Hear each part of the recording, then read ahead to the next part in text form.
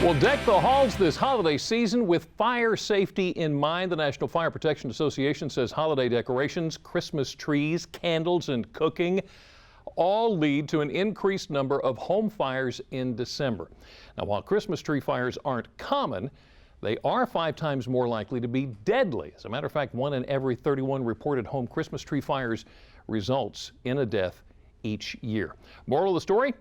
Be careful when choosing to light your home for the holidays. As we hear from Lisa in today's Angie's List, there are plenty of ways to show your Christmas spirit without burning down the house.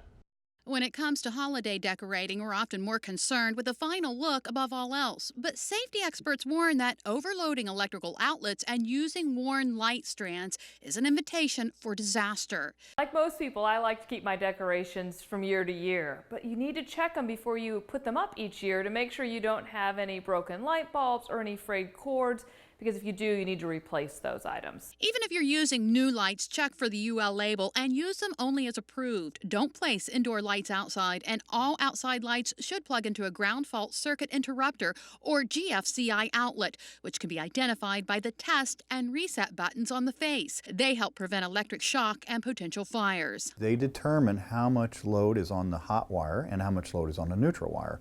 If those two things are balanced, it allows it to work. If there's too much on the black wire and not enough on the white wire, as in when someone is being shocked, there's an imbalance and it will actually shut off.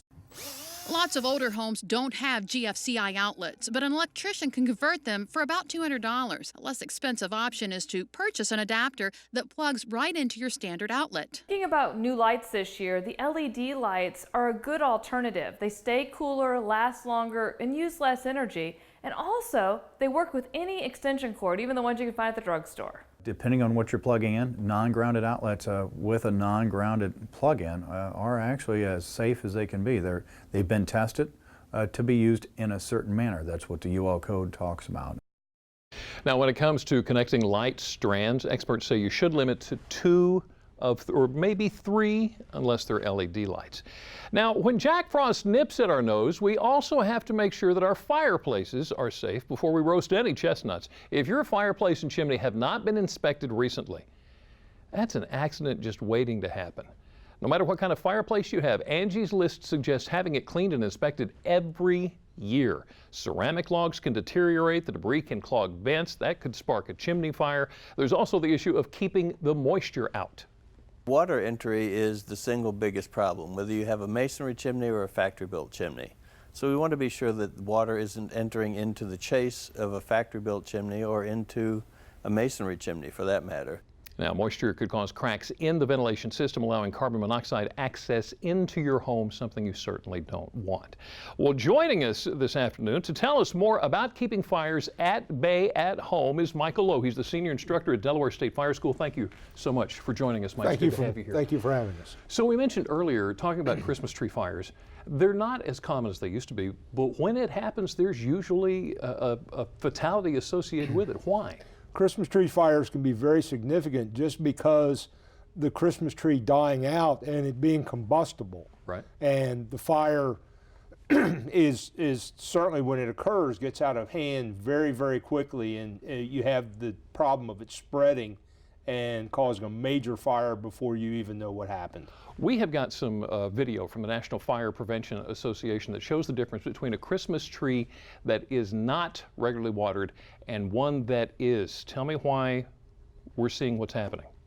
As you see, the one on the left is dried out, has not had the proper care. The one on the right's a little bit more resistant just because it has been watered properly. And that can make a huge difference, as you can see, where the fire is to the ceiling within just a couple of seconds, spreading across, and your chances of escape are reduced greatly. So dry trees are way more dangerous than absolutely inadequately taken care of tree. All right. So what are some of the most common things that will spark a tree fire? Statistics tell us most tree fires occur from failure in the wiring system of the lights that are on. And as mentioned previously, problems with the light shorting out or being improperly installed. But that's the main source of the Christmas tree fires. What about decorations around the rest of the house? Decorations around the rest of the house, fires are caused mainly by candles. And with any of this, with the Christmas tree or the decorations, placing something combustible next to a heat source is a major source of fires and something that we should all be on the look for hazards around our home. Right. Not to wish our time away, but let's say we've gotten through Christmas. It's important to get rid of the live tree as soon as possible, right? Yes, once again, because of the drying effect and just where it's not been in its natural element for a while, we want to remove it from the home as quickly as we can. Don't stick it in a garage or storage area. Right. And check your local area for recycling options and try and recycle your tree. Always a good idea. All right, there are those of us who prefer a fake tree. What are the dangers with that? Well, once again, with the fake tree is getting them near combustibles. Once again, watching where candles are around your home.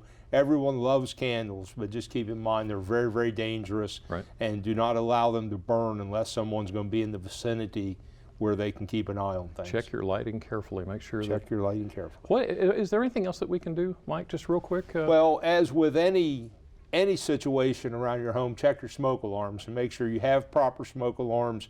If you do not, contact your local fire station. They can help you out. And make sure they're working. Check the batteries. Check the batteries. And make sure everything is as it should be. Make sure your family and your guests know about a home escape plan. How you're going to go, where you're Yes. going to go. Mike Lowe, Senior Thank Instructor you. at the Delaware State Fire School. Thank you so much for Thank you joining much. us today. Now, if you'd like more holiday fire safety tips and to make sure that you put a freeze on your winter fires, just go to our website, WWOC.com, and click on our picture at the top of the page. Okay, all good advice. You want to protect one of the biggest investments that you'll ever make, but there are other investments that you might think are a good idea when in reality they're not. We're going to learn more about investing wisely next. Well, we've given away $750 in Visa gift cards so far, but we're not done yet. We're paying it forward. We're giving one more away. It's going to be awesome. Delmarva Life, we'll be right back.